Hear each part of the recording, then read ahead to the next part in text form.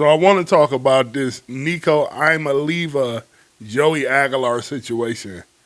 This is one of these situations that is totally going under the radar in college football, and I think it's sports, period. And I think it's one of those situations where the grass isn't always greener on the other side.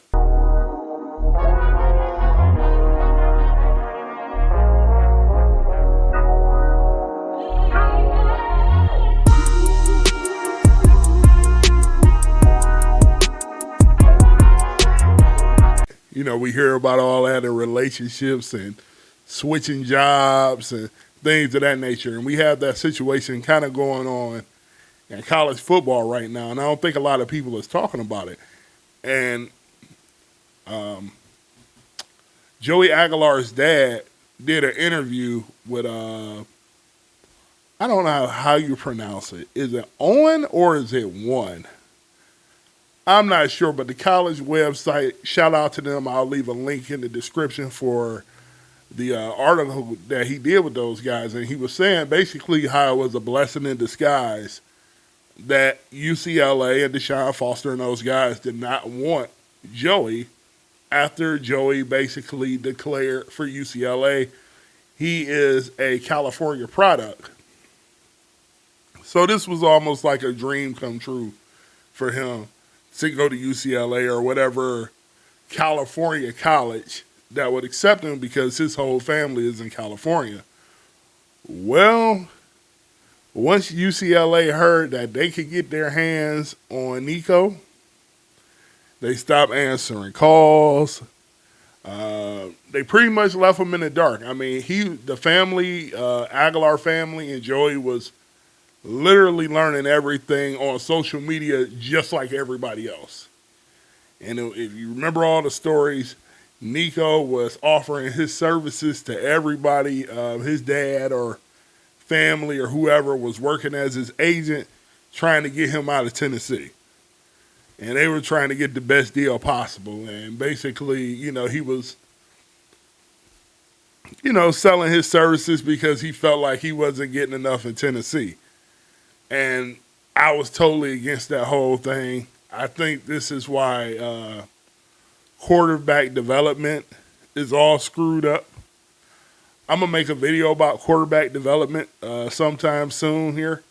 But this is why I think it's kind of screwed up, because these guys are so busy chasing the bag, especially when you are a young college quarterback where development is everything. And you're trying to switch teams like this is the NBA. This is not the NBA.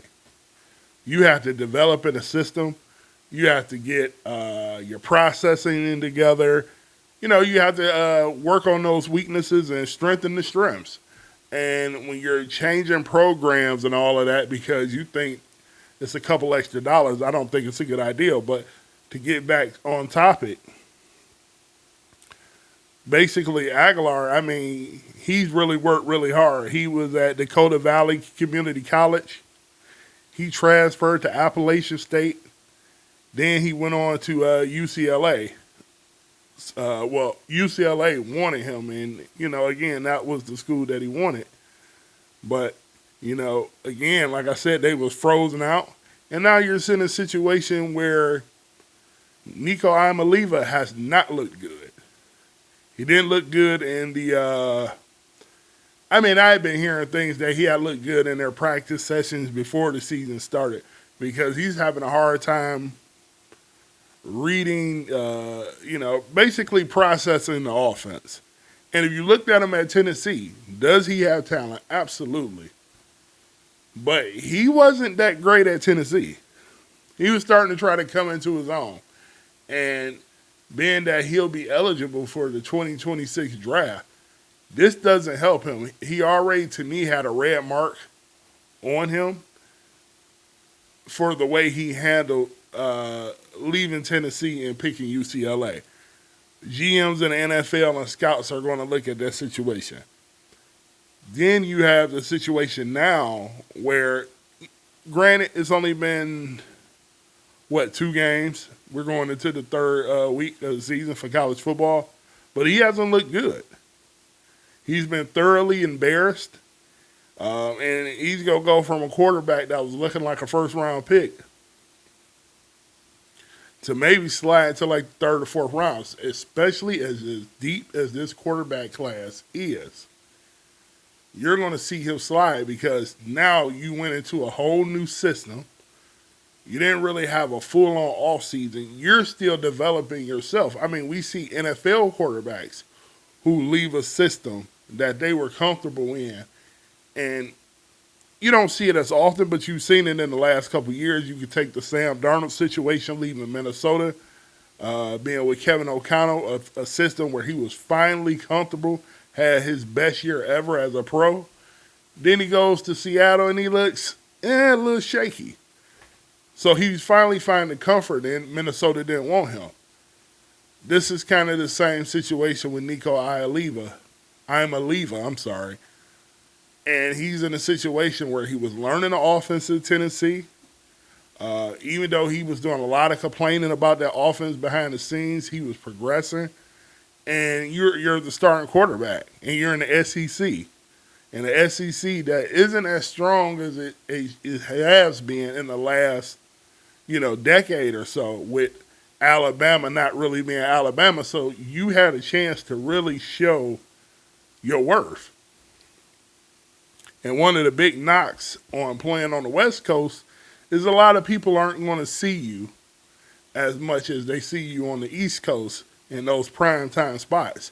So me personally, he did himself a disservice trying to chase the bag when the greater bag is down the street and being a top NFL prospect. And he's thrown everything away, in my opinion. Now, again, this is early in the season. He can figure these things out, and he can put himself back in position to be one of the top quarterbacks coming out in the 2026 draft. But meanwhile, Joey Aguilar went somewhere where he was wanted in Tennessee. They said, okay, Nico, you don't want to be here. UCLA, you guys don't want Joey? Okay, cool. Tennessee said, we have a home for you. And if I'm not mistaken, who's over there as the coach? Josh Heupel. I think Josh Heupel is the head coach over there in Tennessee, who was a quarterback himself. And he's going to go over there and he's going to work with Joey. And so far, so good. He looks pretty good. And he's looking like actually the better talent right now. Go figure.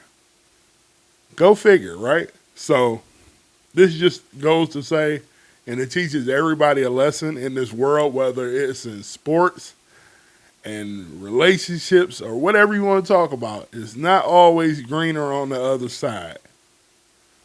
Make sure you water your own grass where you at first and then see if it works out. Because this situation with Nico and Joey, crazy. And Joey Aguilar looking like he's coming out smelling like roses right now. And Nico, well, we know what he smells like right now. Let me know what you guys think in the comments about this. If it was your child and he was a high prospect like Nico Iamaleava was, would you be leveraging for the bag in college or would you play the long game? Leave it in the comments below. Let me know what you guys think. Till the next video, peace.